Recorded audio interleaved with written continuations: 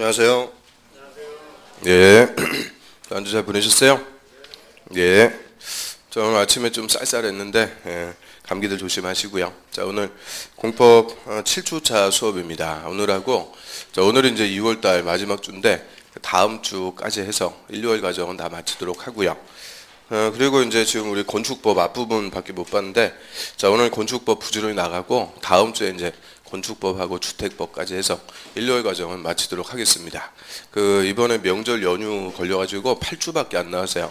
그래서 농지법은 조금 시간이 부족하고요. 그래서 농지법은 3, 4월 달에 2주차 수업에서 미리 좀 땡겨가지고, 우리 농지법은 용도지역하고 연결이 좀 돼요. 그래서 용도지역 끝난 다음에 2주차 때 3, 4월 달에 하기로 하고요. 자, 수업 들어가기 전에 확인학습 문제 좀 한번 풀어보겠습니다. 자, 우리 저번 주에는 이제 정비법 쫙 공부했고요. 그럼 1번의 재건축 사업은 인가받은 관리 처분 계획에 따라 주택과 부대 복리설 및 오피스텔을 건설 공급하는 방법, 그리고 환지 방법에 의한다. 자, 뭐가 틀렸어요? 자, 재건축 사업은 관리 처분 방법밖에 없죠. 환지 방법이 없습니다. 그래서 재건축은 환지가 없다.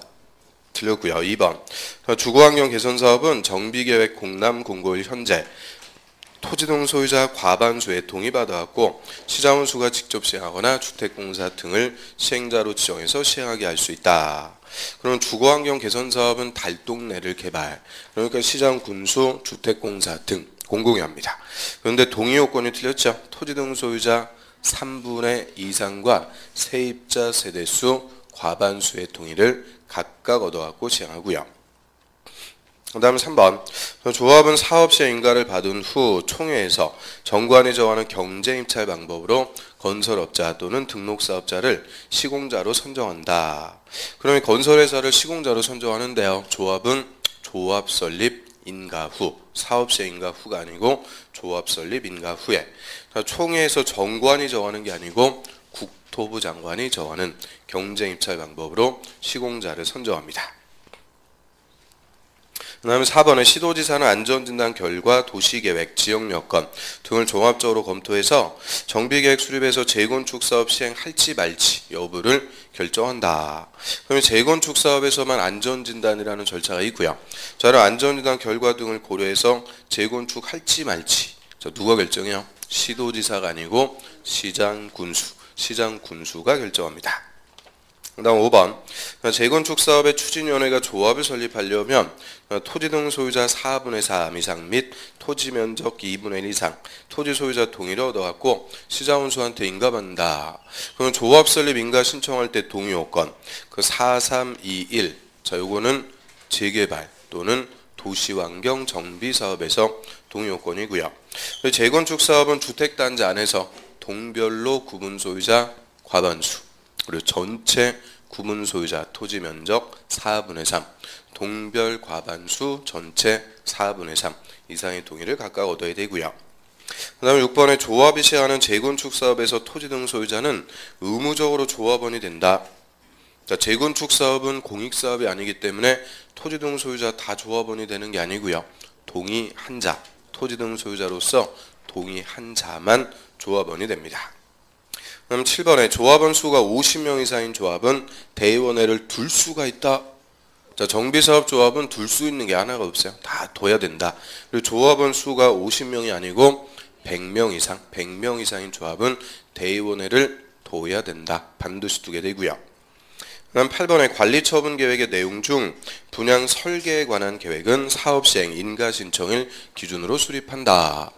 그럼 관리처분 계획은 분양 계획이죠. 가장 핵심 내용이 분양 설계, 동호수 배정한다고 그랬죠. 나중에 아파트 몇 동 몇 호 조합원 누구한테 분양을 해줄지 하나씩 설계하고요.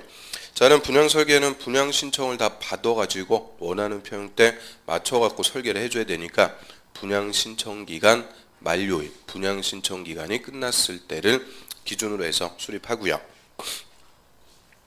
그 다음 9번에 같은 세대에 속하지 않는 2명 이상이 1주택을 공유한 때에는 소유자 수만큼 주택을 공급한다.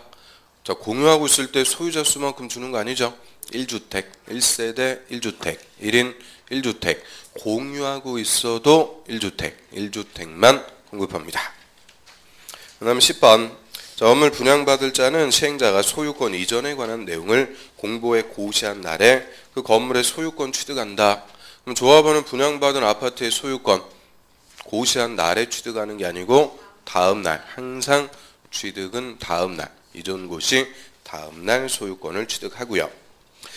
그다음 11번 이제 건축법. 자, 주요구조부에 해당하는 것은 저희 주요구조부는 구조상 중요한 부분이다라고 해서 6가지 있죠. 내기, 바보, 지주, 내력벽, 기둥, 바닥, 보, 지붕틀, 주, 계단. 4번 지붕틀이 정답이 되고요. 그다음 12번 공동주택에 해당하는 건물로 이렇게 짝 지은 것은 저 공동주택은 4개. 아, 연, 세, 기, 아파트, 연립, 다세대, 기숙사. 저 니은 다세대, 리을, 기숙사. 4번이 정답. 자, 오늘은 이제 450페이지 보겠습니다. 자, 450페이지에 자, 우리 저번 주에 건축법에서 건물의 용도, 단독주택, 공동주택까지 봤죠. 저희 건물의 종류를 비슷한 것끼리 묶어갖고 분류한 것을 용도라고 그래요. 이 건물의 종류가 워낙에 많기 때문에 자, 용도를 정해놓고 용도별로 건축법을 규정합니다. 그럼 용도가 총 몇 가지가 있어요? 29가지 있죠. 29개. 자, 중에서 이제 3번 일종근생, 또 4번 이종근생. 하여튼 이 근린생활시설까지가 핵심이에요. 핵심. 그래서 저 일종근생, 이종근생이 근린생활시설이라고 하죠.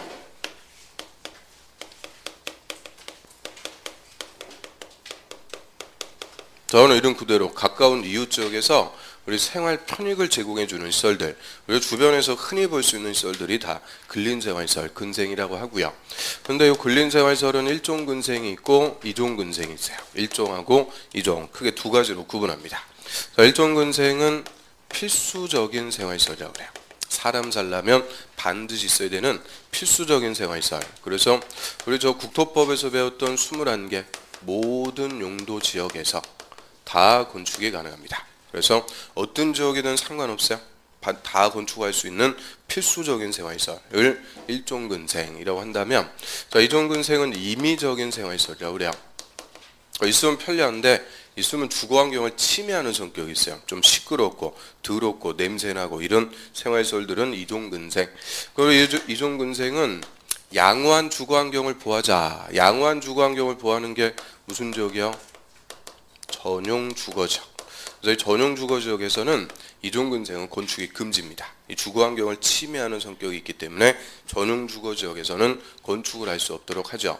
그래서 이게 이제 차이점입니다. 이 전용주거지역에 건축할 수 있으면 1종, 전용주거지역에서는 건축할 수 없다 그러면 2종. 그래서 일종근생, 이종근생 종류가 제일 많고요. 3번은 일종근생부터 하나씩 봅니다. 자, 1번에 식품, 잡화, 의류, 완구, 서적 뭐 등등 일용품 판매하는 소매점, 그 소매점의 밑줄 뭐 슈퍼 같은 거, 편의점 이런 거 얘기하는데요. 소매점으로서 끝에 같은 건물에서 바닥 면적 합계 1000제곱미터 미만, 1000제곱미터 미만 밑줄 1000제곱미터 미만인 것만 1종. 그럼 1000제곱미터 이상 되면 이때는 판매시설, 다른 용도로 분류가 돼요. 그래서 소매점은 얼마 미만일 때 1000제곱미터 미만인 것만 일종근생이고요. 그 다음 가로 2번에 휴게음식점하고 제과점 짜면죠. 자, 휴게음식점은 말 그대로 술 못 파는 음식점이죠. 제과점이 대표적이에요. 파리바게트 이런 것들. 그래서 휴게음식점, 제과점 등 음료나 차, 음식, 빵, 떡 이런 것들 조리, 제조, 판매하는 시설인데 자, 끝에 바닥 면적 합계 300제곱미터 미만 밑줄 300 미만 1종. 그럼 휴게음식점 300제곱미터 이상 되면은 2종근생, 다른 용도가 돼요. 그래서 휴게음식점은 얼마 미만인 것만 300 미만. 그래서 휴게음식점의 대표적인 게 뭐라고요? 제과점, 제과점 세 글자니까 3 따고 300 미만. 네, 옆으로 갑니다. 바로 3번 이발소, 미장원, 목욕탕, 세탁소. 자, 이런 것들도 다 필수적인 생활시설이니까 일종근생이에요. 저 거의 뭐 일주일에 한 번씩 사우나 다니시는 거죠? 저는 뭐 목욕이 1년 연중 행사인데요. 그렇게 생각하면 안 되고요. 그래서 이발소, 미장원, 목욕탕, 세탁소 다 일종근생 필수적인 거고요. 그 다음 바로 4번에 의원, 치과원, 한의원 그거 짜면죠. 자, 의원으로 끝나는 게 쭉 나요. 의원은 조그만 병원이죠. 자, 우리 감기 걸리면은 의원 가서 처방 좀 받아갖고 약 지어 먹어야 되니까 일종 의원은 무조건 일종 근생이에요. 의원으로 끝나면 다 일종. 근데 규모가 조금 커지게 되면은 이제 병원이라고 그래요. 이 병원은 의료시설로 분류를 합니다. 그래서 의료기관은 간단해요. 의원으로 끝나면 일종, 병원으로 끝나면 의료시설. 근데 하나가 예외가 있어요. 개병원, 즉 동물병원. 동물병원은 이종근생으로 분류합니다. 그래서 의료기관은 이렇게 세 가지로 딱 정리하면 되고요. 그 다음에 의원 쭉 옆에 보면은 안마원 밑줄, 안마원, 산후조리원 뭐 이런 것들 다 일종근생. 그 다음 밑에 가로 6번에 지역자치센터 밑줄. 지역자치센터가 뭐예요? 동사무소죠. 동사무소, 파출소, 소방서, 우체국, 보건소. 자, 이런 공공기관인데 끝에 보면은 1000제곱미터 미만 밑줄, 1000 미만인 것만 일종. 그러면 동사무소도 작은 거 300평 미만일 때 일종이고요. 1000제곱미터 이상 되면 업무시설, 다른 용도로 분류를 합니다. 그래서 일종근생에서 지금 1000제곱미터 미만일 때 일종근생 그게 두 개 있죠. 소매점하고 지역자치센터. 그래서 소매점 할 때 소, 지역자치센터 할 때 지, 소지 섭이 아니고 소지천 이게 정리하고요. 그래서 소매점, 지역자치센터 다 1000제곱미터 미만인 것만 일종이고요. 그 밑에 마을회관 8번에 변전소 뭐 이런 것도 읽어보시면 되고 가로 9번. 자, 얘가 작년에 또 신설돼 있어요. 금융업소, 사무소, 부동산 중개사무소 밑줄. 중개사무소 저 끝에 바닥면적 30제곱미터 미만 밑줄. 30 미만이면은 뭐 9평도 안 된다 그 얘기죠. 이런 조그만 거. 중개사무소는 30 미만 일종근생. 작년에 신설이 됐고요. 그 다음 밑으로 갑니다. 이제 4번에 이종근생. 자, 이종근생은 임의적인 거예요. 좀 시끄럽고 더럽고 냄새나고 이런 주거환경을 침해하는 생활시설이고요. 가로 1번에 공연장 밑줄. 공연장에는 뭐 극장, 영화관, 음악다 이런 것들이 있는데 저는 극장이나 영화관 이런 것들 사람 아무래도 모이니까 시끄러울 수밖에 없죠. 그래서 그 끝에 보세요. 바닥 면적 얼마 미만? 500 미만 밑줄. 500 미만인 것만 이종이에요. 그 500제곱미터 이상 되면은 그때는 문화집회시설, 다른 용도로 분류를 하고요. 그 다음 가로 2번에 종교집회장 밑줄. 교회나 성당, 사찰 이런 것들 종교집회장. 저희 교회에서 찬송가 부르고 막 그래요. 그럼 교인한테는 복음인데 비교인한테는 뭐예요? 소음이죠. 시끄러운 거예요. 그래서 이런 교회 같은 종교집회장도 다 이종인데 끝에 보면은 500제곱미터 미만 밑줄. 500 미만인 것만 이종. 500 이상 되면은 종교시설, 다른 용도로 분류를 합니다. 그 다음에 쭉 내려보세요. 가로 8번 휴게음식점, 제과점. 저 끝에 보면은 바닥면적 300제곱미터 이상. 그럼 좀 전에 휴게음식점은 300 미만이면은 뭐였어요? 일종. 300 이상 되면 이종. 그래서 휴게음식점은 300제곱미터 기준으로 미만이면은 일종, 이상이면 이종근생. 그 다음 그 밑에 일반 음식점 밑줄.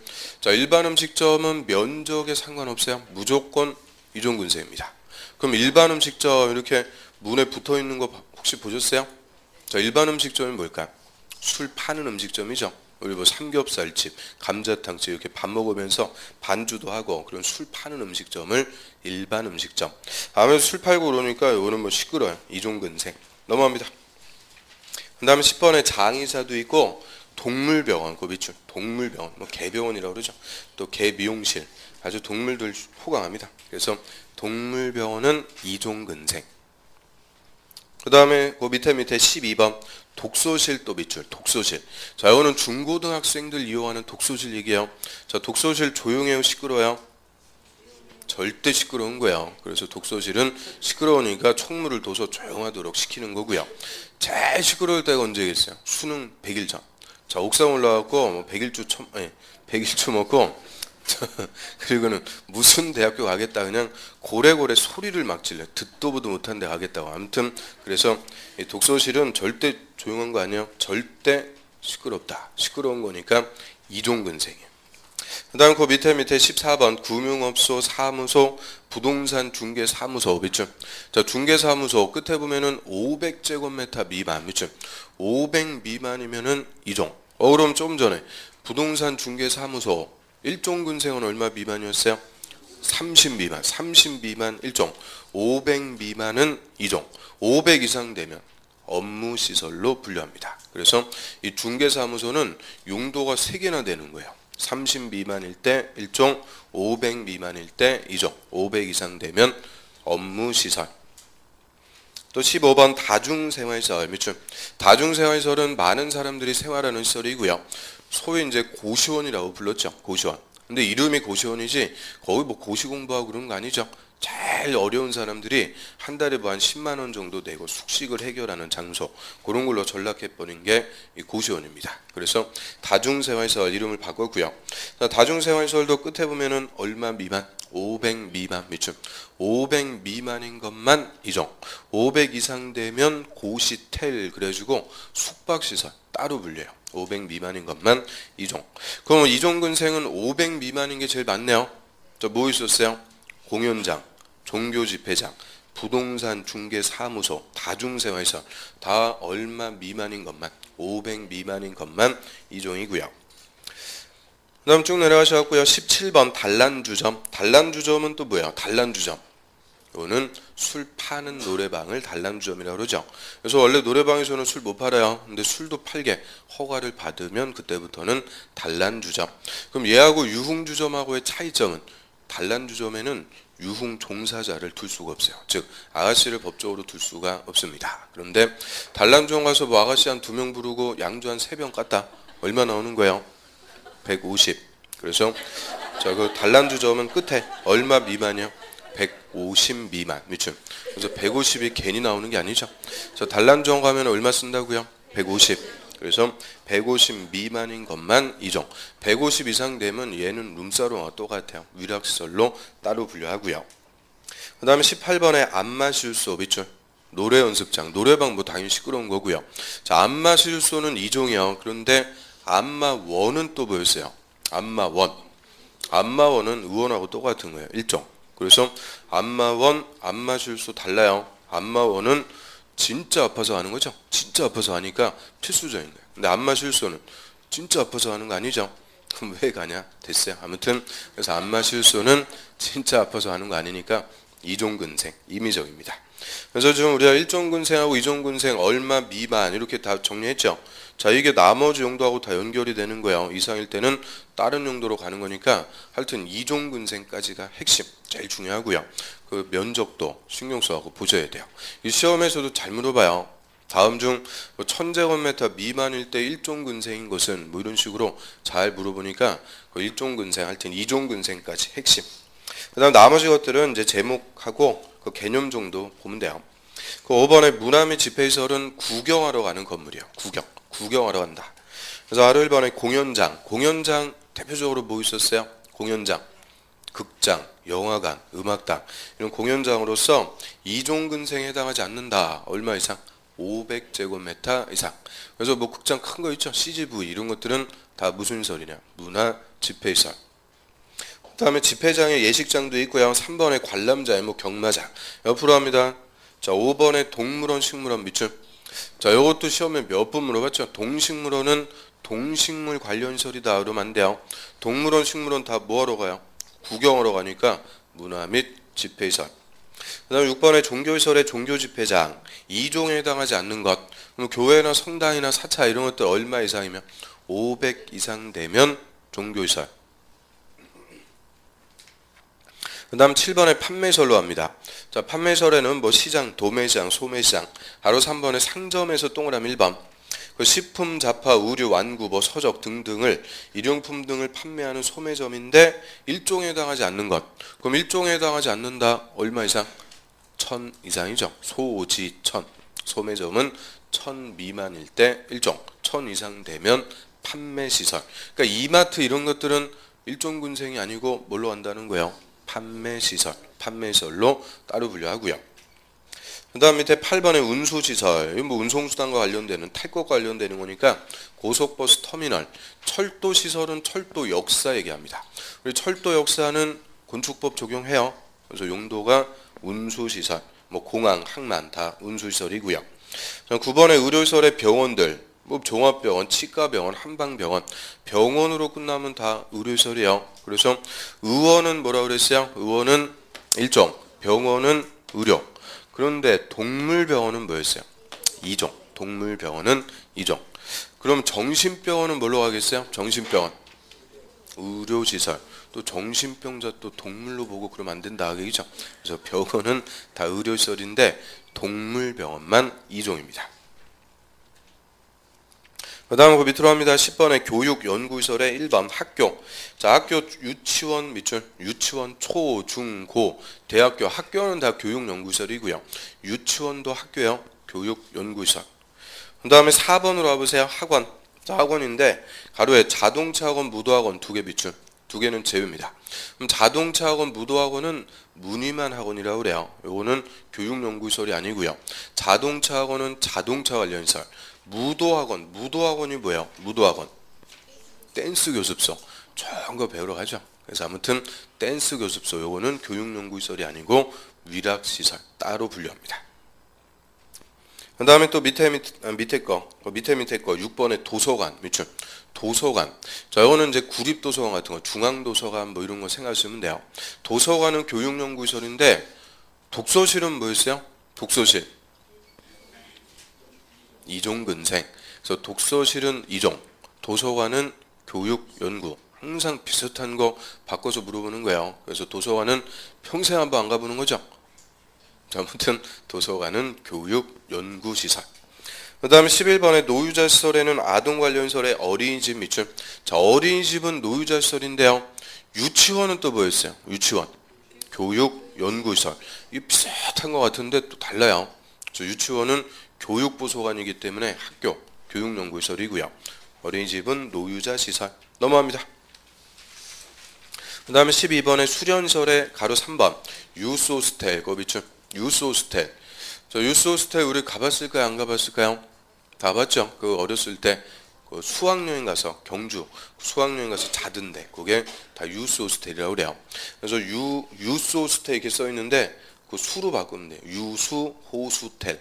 그러면 숫자 맞춰갖고 수련시설. 헷갈리지 않아요. 그래서 유수호스텔 이렇게 정리하면 되고요. 그 다음에 13번에 운동시설. 14번에 업무시설에 가로 2번 일반 업무시설에 동그라미 2번에 오피스텔 밑줄. 자, 오피스텔 하는데요. 오피스텔은 업무를 주로 하고 일부 구역에서 숙식도 할 수 있는 건물이다. 그 업무도 보고 숙식도 할 수 있고 근데 뭐가 주래요? 업무. 그러니까 오피스텔은 업무시설로 분류하고요. 그래서 텔자로 끝나는데 숙박시설이 아닌 게 2개네요. 그 위에 유스호스텔은 수련시설, 오피스텔은 업무시설. 나머지 텔자로 끝나는 거, 모텔, 호텔 이런 것들은 다 그 밑에 숙박시설이 되는 거죠. 그래서 15번 숙박시설에 뭐 일반 숙박, 생활 숙박시설 이런 거 읽으면 되고요. 가로 2번 관광 숙박시설의 끝에 보면 휴양 콘도미니엄, 콘도도 우리 다 놀러가서 자는 데죠. 숙박시설로 분류합니다. 바로 3번에 다중생활시설이 뭐였어요? 다중생활시설 고시원. 자, 2종에 해당하지 않는 거 500 이상 고시텔이라고 불러갖고 숙박시설로 분류하고요. 그 다음 16번에 위락시설 단란주점 2종에 해당하지 않는다. 얼마 이상? 자, 단란주점 하면 얼마 쓴다고 그랬어요? 150 이상 되면 위락시설. 유흥주점은 그냥 룸사롱이고요. 그 4번에 무도장, 무도학원 짬미출. 자, 무도학원에서 열심히 댄스 교습 받아갖고 어디로 진출? 스테이지로. 그래서 저 무도장, 무도학원 다 위락시설이에요. 그 다음에 5번에 카지노, 강원랜드 카지노 이런 것들도 위락시설. 그래서 위락시설은 다 우리 제일 좋아하는 거죠. 술 먹고 춤추고 땡기고 뭐 이런 것들이 다 위락시설이고요. 그 위에 숙박시설하고 16번의 위락시설 2개가 가장 주거환경이나 교육환경에 안 좋은 건물이에요. 그래서 이 2개가 건축규제가 제일 세다라고 하고요. 특히 위락시설은 오직 상업지역에서만 건축이 가능합니다. 그래서 위락시설은 오직 상업지역에서만. 그래서 나이트 요새는 뭐 클럽이라고 그러죠. 하여튼 나이트 있다. 그 지역은 무조건 무슨 지역이냐? 상업지역이다. 이렇게 생각하시면 돼요. 그 다음 밑으로 갑니다. 17번에 공장도 있고 옆에 18번에 창고. 또 19번에 위험물 저장 및 처리시설에서 가로 1번 주유소 밑줄. 자, 주유소는 자동차 관련 시설이다 그러면 안 돼요. 폭발하는 거죠. 주유소, 가스 충전소. 이 폭발의 우려가 있는 것은 위험물 저장 및 처리시설이라고 그래요. 그 다음 밑에 20번에 자동차 관련 시설에는 주차장, 세차장, 폐차장 뭐 이런 것들이 있는데 쭉 내려서 갔고요. 7번 운전학원, 정비학원 짝 밑줄. 자, 운전학원, 정비학원 묶어가지고 자동차학원. 자동차학원은 자동차 관련시설. 무도학원은 위락시설. 그래서 이 두 개는 학원이라고 쓰고 있지만 교육연구시설이 아닙니다. 그 다음 21번에 동식물 관련시설. 요거는 동식물 키우거나 잡는 거죠. 키우는 게 축사, 잡는 게 뭐 도축자 뭐 이런 것들이고요. 다음 페이지 넘겨보세요. 가로 8번의 끝에 가로에 보면 동식물원은 제외. 밑줄. 동물원, 식물원은 제외. 동식물 관련시설 아니다. 그죠? 그럼 동물원하고 식물원은 뭐였어요? 구경하러 가는 거니까 문화 및 집회시설. 문화 및 집회시설. 그 다음 22번에 자원순환 관련시설. 23번에 교정 및 군사시설. 교정시설이 뭐예요? 교정시설. 교도소, 교도소, 군대 다 가둬놓고 사는 거니까 다 똑같은 거다 그 얘기고요. 특히 군사시설도 건축법 다 적용하는 거예요. 교정 및 군사시설. 그 다음 24번에 방송통신시설, 25번 발전시설의 발전소, 그러니까 원자력 발전소 뭐 이런 것들도 건축법 다 적용하고요. 26번 묘지 관련시설의 화장장, 그 밑에 봉안당, 봉안당이라는 거는 뭐예요? 납골당을 이제 봉안당 이렇게 부르고요. 그 다음 27번 관광휴게시설, 얘가 끄트머리에 있는데 시험에서 제일 잘 물어봐요. 관광휴게시설, 그 야외 음악당, 야외 극장 밑줄. 그럼 야외 이거 차 타고 나가는 거죠. 야외 음악당, 야외 극장, 자동차 전용 극장 이런 것들은 관광 휴게시설로 분류를 하고요. 그런데 야외가 없어요. 그냥 음악당이나 극장이면은 뭐가 될까요? 극장이나 음악당 500제곱미터 미만일 때는 이종, 500 이상일 때는 문화집회, 야외가 붙으면 관광 휴게시설. 그래서 이 극장하고 음악당도 용도가 3개가 되는 거예요. 500 미만 이종, 500 이상 문화집회, 야외가 붙으면 관광 휴게시설. 그 다음 28번에 장례식장, 또 29번에 야영장 시설, 얘가 작년에 신설됐어요. 요새 캠핑 가고 가니까 캠핑장에 있는 시설이죠. 뭐 관리동, 화장실, 샤워실. 자, 이런 것들 끝에 바닥 면적 300제곱미터 미만, 300 미만인 것만 야영장 시설. 그럼 300제곱미터 이상일 때는 수련 시설, 다른 용도로 분류합니다. 300 미만인 것만 야영장 시설. 자, 여기까지 용도들 쭉 봤는데 5번의 문화집회시설부터는 제목하고 뭐 한두 개 정도 봤을까? 그 정도밖에 안 돼요. 그래서 핵심은 항상 뭐까지냐? 이종 근세. 거기까지 용도 핵심이고요. 그 다음 옆에 이제 두 번째 적용 대상 물 봅니다. 두 번째 건축법 적용하는 물건이 이제 대지라고 그래요. 자, 대지라는 것은 건축법을 적용하는 토지의 단위, 즉 건물을 건축해서 이 건축법을 적용하는 토지를 대지다라고 하고요. 그럼 우리 건물이 없는 땅은 뭐라고 불러요? 건물이 없는 땅, 나대지. 건물이 있으면 나대지, 건부지는 학개론에서 배우는 거고요. 자, 우리 공법에서는 건물이 없는 땅을 토지, 국토법, 건물이 있는 땅은 대지, 건축법. 그래서 저 건물 건축해갖고 건축법을 적용하는 토지를 대지다라고 하고요. 그러면 이 건축법상의 대지하고 저 지적법에서 배웠던 지목이 대. 자, 지목이 대라는 거 배우셨죠? 건물 지을 수 있는 땅. 이 지목이 대. 대지하고 대하고는 무슨 관계가 있어요? 아무 관계가 없어요. 그래서 지목이 대하고 건축법상의 대지하고는 아무 관계 없는 거예요. 뭐 지목에 상관없다는 거죠. 그러면 지목이 대라도 건축법상의 대지가 안 되는 경우가 있죠. 저 지목이 대인데 도로하고 붙어있지 않은 땅. 그 도로하고 붙어있지 않으면 맹지라고 그러죠. 그럼 맹지는 건물 못 짓는 거예요. 대지가 안 됩니다. 또 지목이 대가 아니래도 공장용지나 학교용지 같이 공장이나 학교 건물 지으면 건축법상에 뭐가 되는 거냐? 대지. 그래서 이 건축법상의 대지하고 지목이 대하고는 아무 상관없어요. 지목에 관계없이 건축법을 적용해서 이 건물 건축하는 토지를 뭐라 그런다? 대지. 그런데 이 대지 법상의 토지의 단위는 항상 뭐가 기준이 돼요? 필지. 그래서 항상 이 법상의 토지의 단위는 소유권의 대상이 되는 필지가 기준이 되고요. 그래서 이 대지도 필지를 기준으로 합니다. 자, 예를 들어서 자, 1번지, 2번지 각각의 지번이 보유되는 필지가 있고요. 1번 토지는 A가 소유하고 있고요. 2번 토지는 B가 소유하고 있어요. 그러면 당연히 A가 건물 지을 때 자기 땅에다 건물 짓는 거죠. 즉 하나의 필지에 하나의 건물을 짓는 대지가 되는 게 원칙입니다. 즉 하나의 필지에 하나의 건물을 짓는 게 원칙이에요. 요거를 좀 유식하게 1필지 1대지라고 그래요. 그래서 요 대지에 다니는 필지인데, 그런데 2번 토지까지 A가 마저 다 샀어요. 그래서 A가 소유하고 있다. 그럼 1번 토지, 2번 토지 다 A 자기 땅이죠. 이때는 자기 땅이니까 1번 토지, 2번 토지에 걸쳐가지고 하나의 건물 지을 수도 있겠네요. 이때는 하나의 건물의 대지가 몇 필지가 됐어요? 2필지. 그래서 2필지 이상의 하나의 대지가 될 수도 있고요.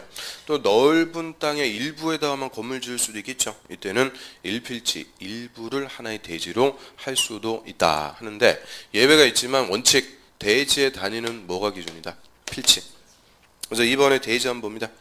자, 대지는 공간정보 구축 관리 등에 관한 법률. 자, 이 법률 줄여갖고 무슨 법이라고 그래요? 공간정보 구축 관리에 관한 법률. 처음 들어봤어요? 이런 법률? 자, 이걸 지적법이라고 그러죠. 지적법.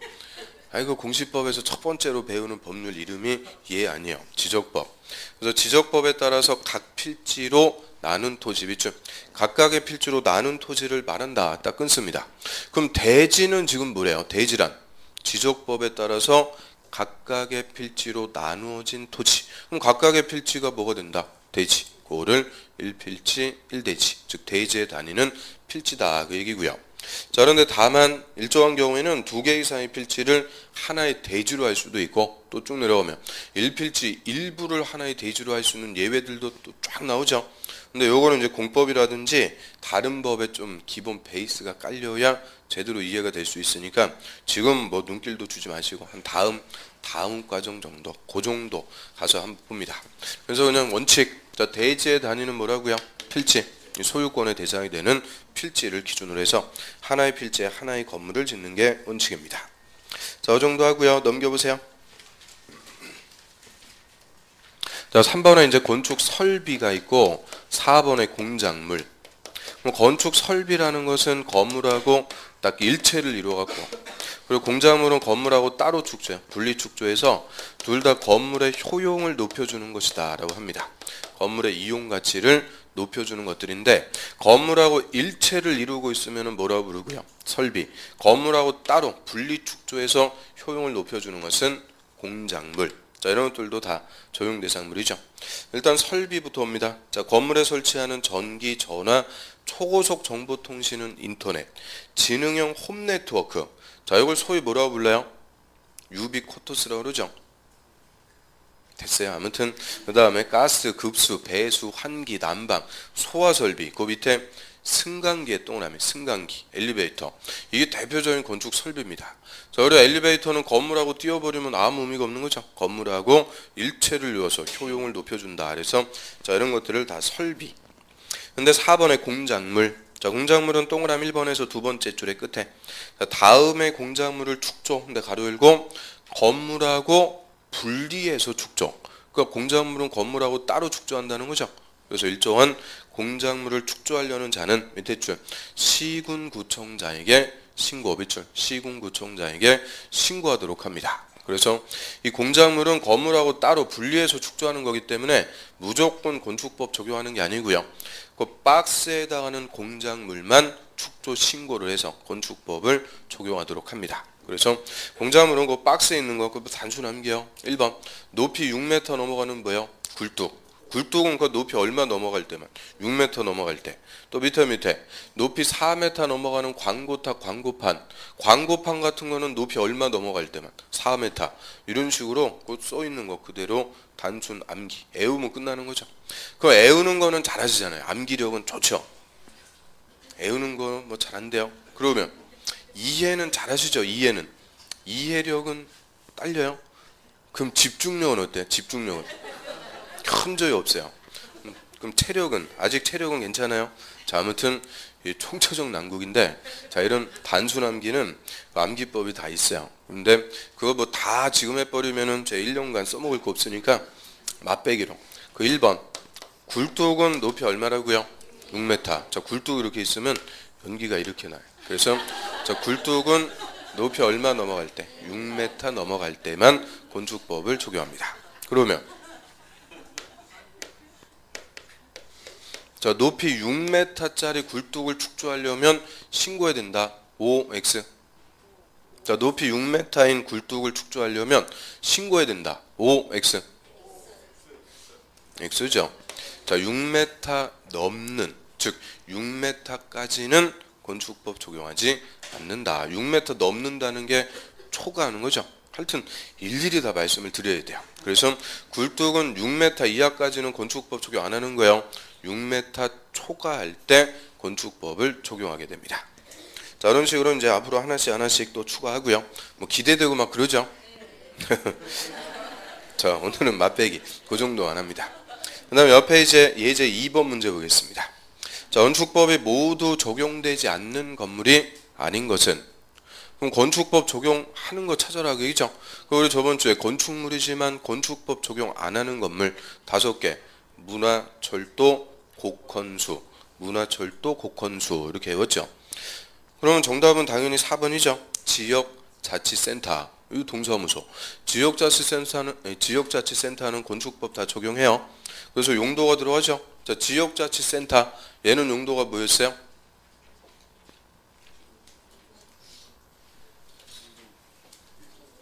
자, 1000 미만 일종, 1000 이상 되면 업무시설, 다 용도가 있어갖고 건축법 다 적용합니다.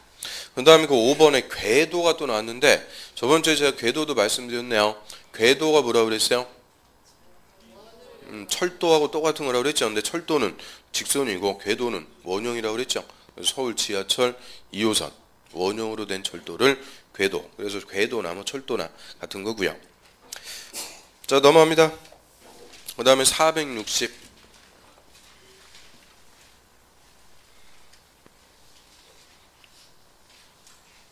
적용 대상 행위. 그러면 이제 건축물에 자, 세 가지 행위를 할 때 건축법 적용합니다. 자, 첫 번째로 건물을 건축할 때 건축법 적용한다라고 하죠. 자, 우리 건축이다라고 할 때는 5가지를 얘기해요. 신축, 중축, 개축과 재축, 그리고 이전. 그래서 5가지를 묶어가지고 건축. 나머지 다 축인데 얘만 뭐예요? 이축이 아니고 이전. 하여튼 이축이라는 말은 없는 거예요. 이전이라고 쓰고요. 자, 신축부터 하나씩 봅니다. 자, 새로울 신자니까 말 그대로 새로 짓는 거죠. 그래서 건물이 없는 대지에 새로이 건물을 축조한다. 새로 건물 짓는 것을 신축. 그런데 신축하면은 2가지가 더 들어갑니다. 두 번째, 부속 건축만 있는 대지에 새로 주된 건물을 축조하는 것도 신축한다 그래요. 부속 건축물은 말 그대로 부속 용도의 건물, 독자적인 의미가 없다는 거예요. 뭐 창고, 주차장, 변소 뭐 이런 거 있는 땅에 주택 같은 주된 건물 지었다. 이때도 뭐가 되는 거냐? 신축. 그래서 자, 여기서 키워드는 요거예요. 주된 건물을 짓는다. 그거는 신축. 그 다음 세 번째, 기존의 건물을 철거했거나 제로 멸실이 됐어요. 이 철거나 멸실된 대지에서 건물을 짓는데 종전 규모를 초과해서 짓게 되면은 그것도 신축입니다. 그래서 철거나 멸실된 대지에서 종전 규모를 초과해서 건물을 축조하면은 그것도 신축. 근데 요거는 우리가 좀 이따 개축하고 재축 본 다음에 다시 와서 보기로 하고요. 자, 아무튼 신축이라고 할 때는 이렇게 이제 3가지. 그 다음에 중축, 증가, 더 짓는 거죠. 그래서 중축은 전제 조건, 기존의 건물이 있는 대지입니다. 기존의 건물이 있는데 여기서 건물의 면적, 높이, 뭐 층수 이런 것들을 늘리는 것이라고 그래요. 그럼 늘린다는 게 뭐예요? 더 짓는다 그죠? 쉽게 얘기하면 더 지으면은 다 중축. 예를 들어서 자, 기존의 대지에 3층짜리 건물이 있습니다. 자, 이 건물 옥상에다가 옥탑을 더 지었다. 당연히 뭐예요? 중축. 면적, 발코니로 확장해갖고 면적을 늘렸어요. 이것도 중축. 그 다음 원래 한 층인데 막아서 2개 층을 만들었다. 자, 우리 호텔 로비 같은 데 가보면 상당히 높죠. 1층이. 그 중간에 딱 막아가지고 한 층을 더 만들었어요. 그것도 중축이요. 층수가 다 늘어났으니까 중축. 그럼 옆에다가 한 동을 더 지었습니다. 자, 이거는 뭐예요? 이것도 중축. 그래서 있는데 붙여갖고 더 짓든 떨어뜨려갖고 더 짓든 하여튼 더 지으면은 다 뭐가 된다? 중축. 그래서 중축은 존재 조건, 기존 건물이 있는 대시, 기존의 건물이 있는데 뭐 붙여갖고 더 짓든 떨어뜨려갖고 더 짓든 하여튼 늘어나게 되면은 다 중축한다라고 하고요. 그 다음에 개축과 재축은 고칠게, 다시재, 둘 다 다시재요. 근데 원인만 달라요. 개축은 기존 건물의 전부나 일부를 철거, 인위적으로 철거해서 종전 규모로 다시 축조하는 것이고요. 종전 규모로 다시 짓는다. 근데 재축은 건물이 천재지변 등의 재해로 멸실되었고 역시 종전 규모로 다시 짓는 것을 재축한다 그래요. 그러면 개축이나 재축이나 다 다시 짓는 거는 같은데 원인만 다르다 하기죠. 그래서 이것도 두 개 바꿔가지고 잘 물어보고 있으니까 이런 거는 하나만 확실하게 보면 돼요. 개축이 뭐에서 다시 짓는다? 철거. 자, 앞글자로 들었다면 개철이, 친구 이름 개철이. 그래서 개축이 철거, 재축은 멸시. 그 다음에 개축이든 재축이든 다 종전 규모로 다시 축조. 그럼 종전 규모를 초과해서 짓게 되면 이때는 개축이나 재축이 아니고 뭐가 되는 거냐? 신축. 아예 새로 짓는 게 됩니다. 아예 새로 짓는 신축이 된다 그러죠. 그럼 예를 들어서요. 기존의 대지의 건물이 이렇게 있는데 자, 이게 너무 오래돼가지고 철거해버려. 철거해버리면 건물이 없는 대지가 되죠. 자, 여기서 종전 규모로 다시 짓다. 이거는 뭐 한다고 그래요? 개축. 종전 규모로 다시 지으면 개축인데 이왕 다시 짓는 거 종전보다 훨씬 더 크게 졌다. 이때는 다시 짓는 개념이 아니고 아예 새로 짓는 신축이다 라고 하고요. 그래서 이 개축과 재축은 항상 뭐라고요? 종전 규모로, 종전 규모 이하로 다시 지을 때.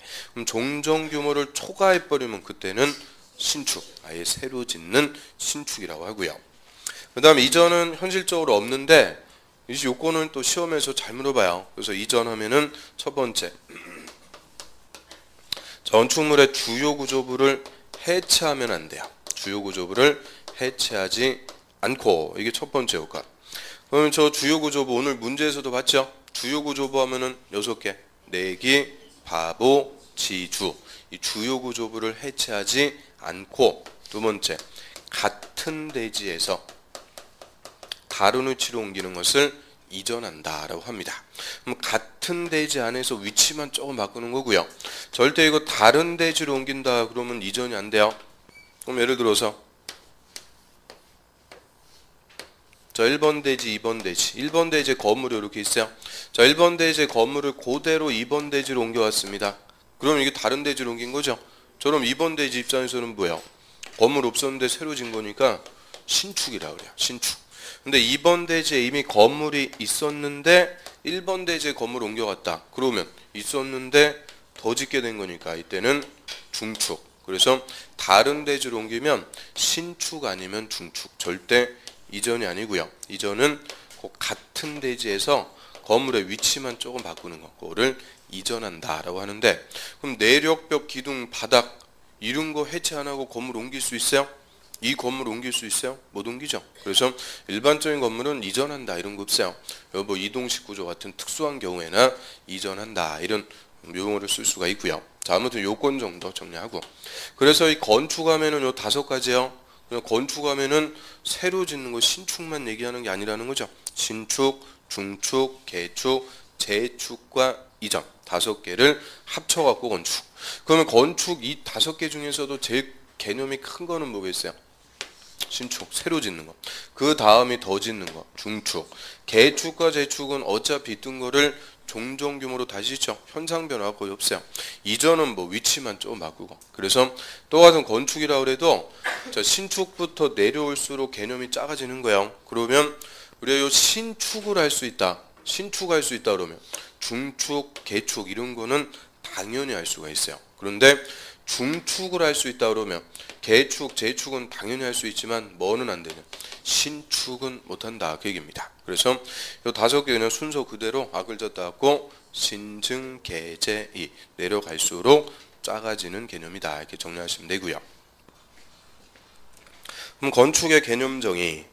자, 신축 봐요. 신축 법조문에서 어떻게 쓰고 있는지. 자, 신축이란 건물이 없는 대지. 근데 가로에 기존 건물이 철거 동그라미, 멸실 동그라미 된 대지를 포함해서 저 없는 대지에서 새로 건물 축조, 거기에 동그라미 1, 새로 건물 짓는 거니까 신축. 근데 가로에 부속 건축만 있는 대지에 새로 주된 건물 축조, 새로 주된 건물 축조 동그라미 2, 그것도 신축이라고 그래요. 그런데 개축 또는 재축하는 것은 제외. 개축, 재축하는 것은 제외. 동그라미 3. 자, 그 말을 해석할 수 있어야 되죠. 저 개축, 재축하는 것은 제외. 이 말의 의미가 뭐예요? 자, 우리 맨 앞에 동그라미 친 거 있죠? 철거나 멸실된 대지를 포함한다 그러는데 철거나 멸실된 대지에서 종전 규모로 다시 지으면 뭐예요? 개축이나 재축. 이걸 제외한다. 이 말은 종전 규모를 초과해서 지었다. 그죠? 철거나 멸실된 대지에서 종전 규모 초과해서 축조하면 그것도 신축.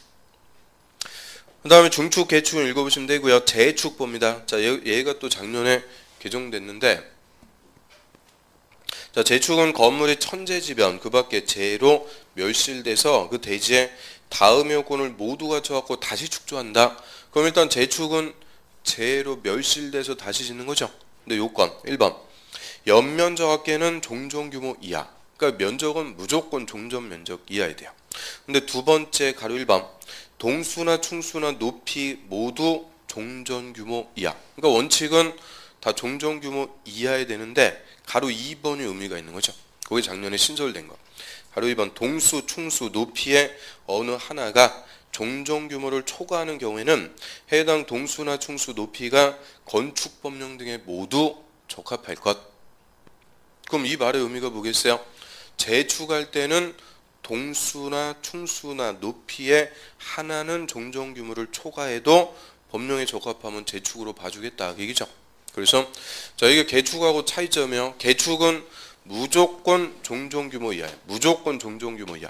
그런데 재축은 원칙은 종전 규모 이하인데 뭐 하나는 초과할 수 있다. 동수나 충수나 높이 하나는 초과해도 재축으로 봐주겠다. 그 얘기죠. 그 다음 거 밑으로 합니다. 두 번째 이제 대수선. 자, 건물 크게 수선하는 거를 말 그대로 대수선한다라고 하고요. 자, 건축과 대수선 두 개는 묶어가지고 건축 허가 대상 거의 매년 한 문제씩 출제가 됩니다. 그럼 대수선 할 때 일단 용어부터 한번 보죠. 자, 대수선이란 건물의 기둥, 보, 내력벽 등등 이 구조나 외부 형태를 수선 변경 증설하는 것인데 중축, 개축, 재축에 해당하지 않는 것. 거다 그렇죠? 중축, 개축, 재축에 해당하지 않는다.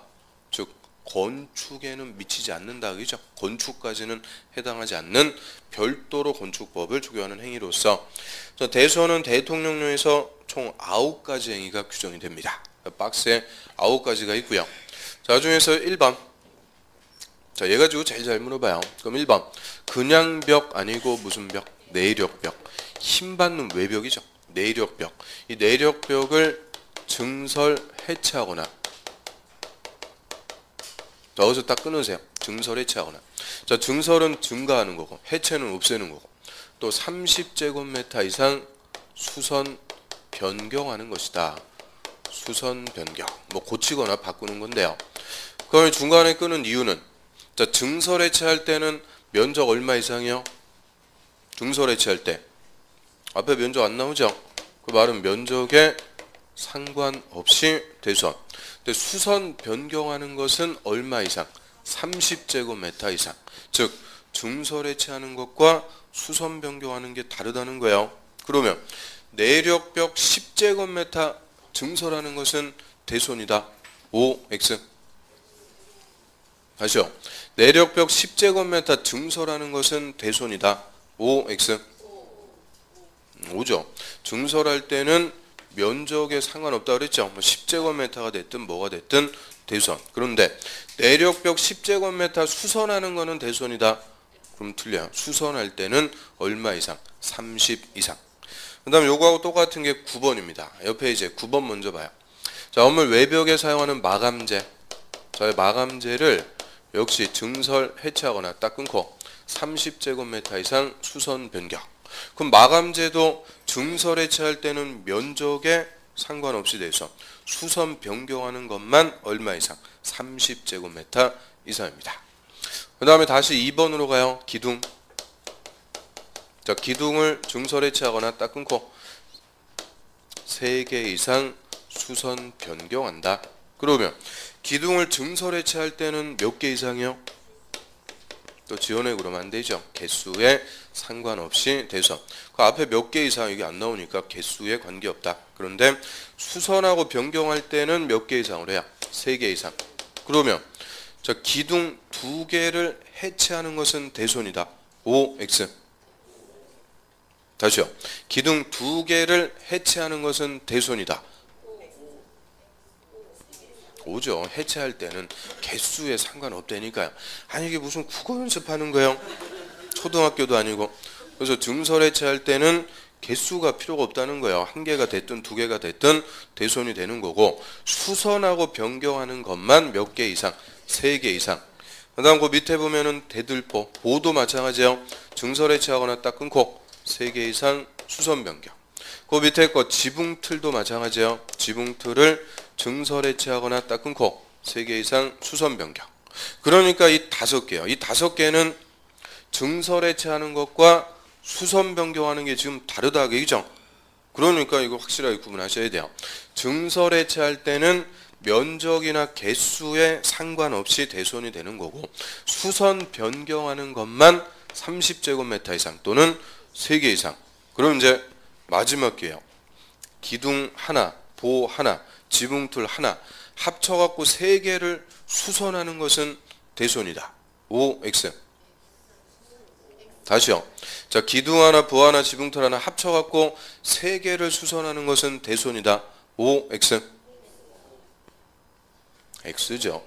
아니 각각 몇 개 이상이에요. 각각 3개 이상. 합쳐갖고 3개가 아니고요. 아이고 하나 넘어가기가 이렇게 힘들어요. 그래서 합쳐갖고 3개가 아니고 각각 몇 개 이상, 3개 이상, 각각 3개 이상. 자, 그래서 요 5개는 증설해체와 수선 변경. 다른 거니까 확실하게 구분하고요. 나머지 것들은 증설해체, 수선 변경에 차이가 없어요. 그러니까 나머지는 뭐가 대손인지 그거 자체를 물어봅니다. 그래서 5번 방화벽, 방화구획 비출. 방화벽이나 방화구획을 위한 바닥이나 벽. 자, 이걸 방화구조, 화재를 예방하기 위한 방화구조라고 하고요. 방화구조는 증설 해체하거나 수선 변경하는 것. 증설 해체나 수선 변경에 차이가 없다는 거죠. 방화구조는 다 대손이에요. 또 옆 페이지. 주계단, 피난계단, 특별 피난계단 점 밑줄. 증설 해체하거나 수선 변경. 그럼 계단도 뭐 증설 해체든 수선 변경이든 차이 없이 다 대손. 그 다음 밑에 8번. 다가구 주택 밑줄, 가구 간 경계벽 또는 다세대 주택 밑줄, 세대 간 경계벽을 증설 해체하거나 수선 변경. 그러면 주택의 경계벽을 증설 해체, 수선 변경하는데 대손이 되는 것은 딱 2개입니다. 다가구, 다세대. 아파트 연립 이런 거는 해당 사항 없다는 거죠. 다가구, 다세대 주택에서 주택의 경계벽을 증설 해체, 수선 변경. 그럼 여기까지가 이제 구조에 대한 대손이라고 하고요. 또 대손에서 또 특이한 게 있어요. 그 7번. 건물의 외부 형태를 변경하는데 대손이 되는 거. 외부 형태를 변경하는 게 대손이 되는 게 하나가 있죠. 미관지구. 미관지구 안에서. 그래서 미관지구라는 것은 우리 저 국토법에서 배웠던 용도지구 중에 하나입니다. 미관을 유지하기 위해서 좋아하는 용도지구라고 그래요. 그럼 미관이라는 말이 키워드. 미관이 뭐예요? 미관. 건물의 외관을 아름답게 유지하자. 아름다울 미자니까. 그럼 미관지구는 뭐가 중요하다는 거예요? 건물의 외관, 외부 형태가 중요하니까 이 미관지구에서는 건물의 외부 형태 함부로 못 바꾼다는 거예요. 대손이 돼서 허가 받아야만 할 수가 있고요. 그리고 이 외부 형태 변경에는 담장을 변경하는 것도 다 포함해서 대손이 됩니다. 그래서 미관지구에서 건물의 외부 형태, 담장 포함해서 바꾸는 것은 대손. 그럼 요거 맨날 무슨 지구로 바꿔주겠어요? 경관지구. 경관지구 이런 거는 해당 사항 없어요. 오직 미관지구에서 외부 형태를 변경하는 것만 대손입니다. 그래서 자, 대손행위 9개 쭉 봤고요. 하여튼 건축과 대손 가장 기본적인 개념. 일단 여기까지 하고요. 좀 쉬었다가 이어서 보겠습니다.